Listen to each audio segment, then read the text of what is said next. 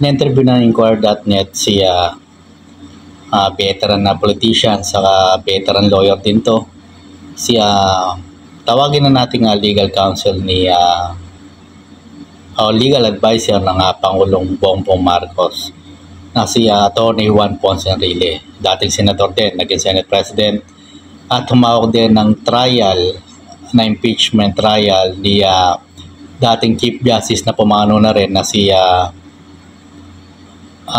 Chief Justice Corona. Ngayon kung ako tatanungin nyo, hindi ko gusto bilang politician o public servant itong si Juan Ponce Enrile, pero pagdating sa legal knowledge, may sinasabi ito si Juan Ponce Enrile or JPE kung tawagin nila, no? Si Juan Ponce Enrile.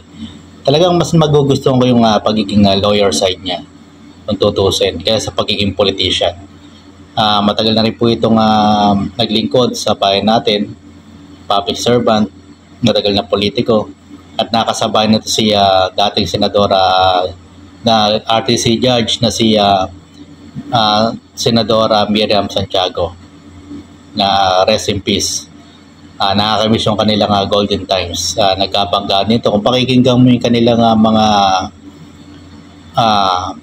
balitaktakan, talagang meron ka matutunan. No? Ngayon, in-interview ng Inquirer.net itong si Juan Ponce Enrile.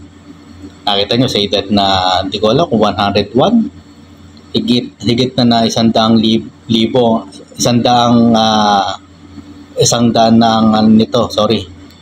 na ang kanyang edad, 100 years plus siguro, 101, mga ganon. Pero nakita, sharp pa rin ang kanyang pag-iisip. Dismayado siya sa naging outcome nitong mga senator judges na i-remand dito sa Kongreso ulit.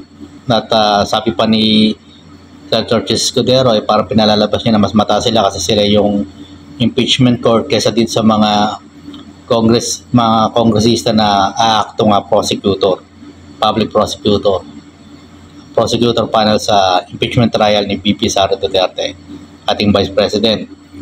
Pero sabi ni JP, yung panahon nila, wala naman talaga, maski noong pa mga interview mga gumawa ng constitution, legal luminaries. Kaya talaga makikita mo mga legal expert. Si Atty. Monsod, di ba? Isa sa nag-framework ng Philippine Constitution na talagang dapat pag nandyan na at ang kaso inakita ng House sa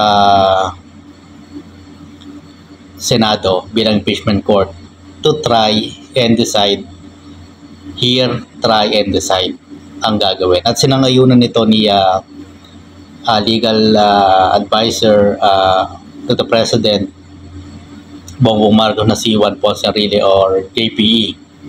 Ngayon, talagang sabi niya, mag-aaral niya naman yung mga bago dito sa ganitong klase ng trial kasi constitution po ito. Ang constitution ay mataas na batas kung tutusin po. Na kapag nag-law school ka, sa first year, mapapag-aralan mo na yan. Constitution 1, Constitution 2 sa first year, second sem. So talagang sa mga political science, mapag-aralan nyo rin po yan. Diba? Saka sa criminology, alam ko, meron din. Constitution 1 lang ata. Kung di nagkakamali, pakikorega lang po. So, napakataas po yung batas po yan. Nandiyan yung Bill of Rights. Tapos makikita mo itong ibang senador, itong si Bato de la Rosa, nagpa-dismiss. Ang sabi ni Juan Ponce Enrile dito, hindi dapat umaakto na nag-abogado doon sa akusado. Judge ka nga eh. Ikaw nagpal mo sa sarili mong korte, parang gano'n. Grabe, no?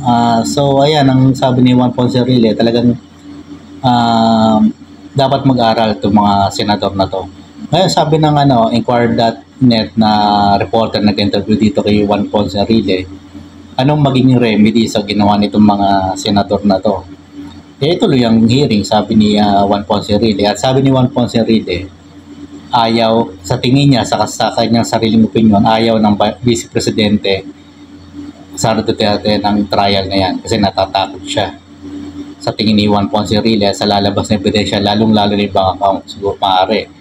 So, hindi ako naniniwala rin personally sa bloodbath. Siguro ganun din si Juan Ponce Enrile, hindi siya naniniwala sa bloodbath na gusto ni Vice President Sara Duterte. In short, yapang lang. Pero totoo, takot talaga.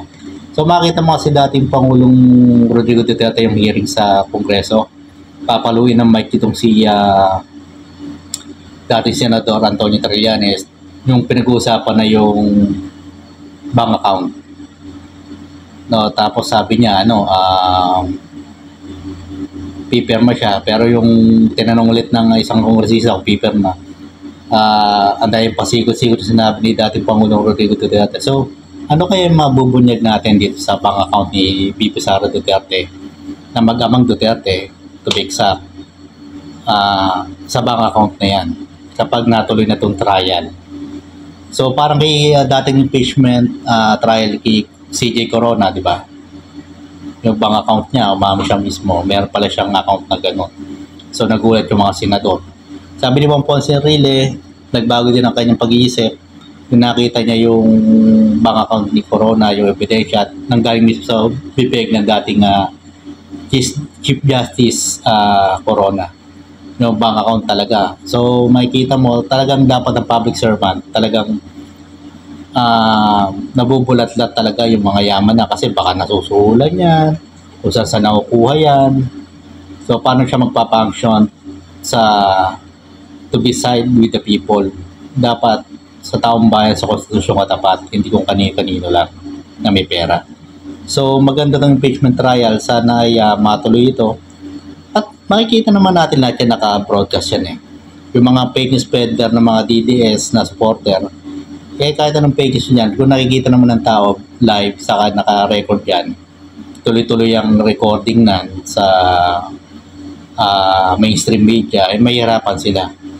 Magmumukha silang, to be honest, sorry for the word, mumuntang nga itong mga blind follower ng DDS, ng Duterte family. So, pagdasal natin, matuloy itong trial na to para malaman natin kung ano ba talaga ang totoo. Yun ang importante dyan yung totoo. So, kung hindi man maparusahan si Sara Duterte ito, magkakagulo yan. Kung malakas ang ebidensya, saka meron pa naman planta na nakaabang dito kay Vice President Sara Duterte na sinampa sa kanya, no? Hintay-hintay lang natin. Pero talaga dapat itong impeachment, kung talaga siya nagkasala, hindi siya dapat manukulan as public servant o serbisyo publiko ng ating bansa, kahit anong posisyon na sa gobyerno. So hanggang dito lang po muna yung vlog. Mag-ingat po sa fake news. Manood po tayo sa tamang reliable sources sa media na totoong balita, hindi kung kani-kaninong fake news na nanggagaling niya, kaya nagkakandaloko-loko bansa natin. So hanggang dito lang po muna yung vlog. At maulan na araw, maraming salamat po. So si JPE, o nga pala, dagdag natin sa JPE, yung nag-welcome yung Iglesia ni Cristo, nagsalita rin si JPE, natuloy yung trial, natuloy yung pag-impeach kay Vice President Sara Duterte, mga kongresista. So talagang to si JPE kahit paano may nagagawa rin tama, at abogado po yan sa mga hindi nakakalam. Nag-legal practice din po yan, naging trial lawyer din po yan. So maganda po ang kwenta din ng buhay ni JP. Hindi nga lang siya naging perfectong politiko, pero pagdating sa ko nga sa inyo, sarili kong opinion, mas gusto ko yung pagiging abogado niya o legal mind niya, legal eagle. So hanggang dito lang po muna yung vlog. Maraming salamat.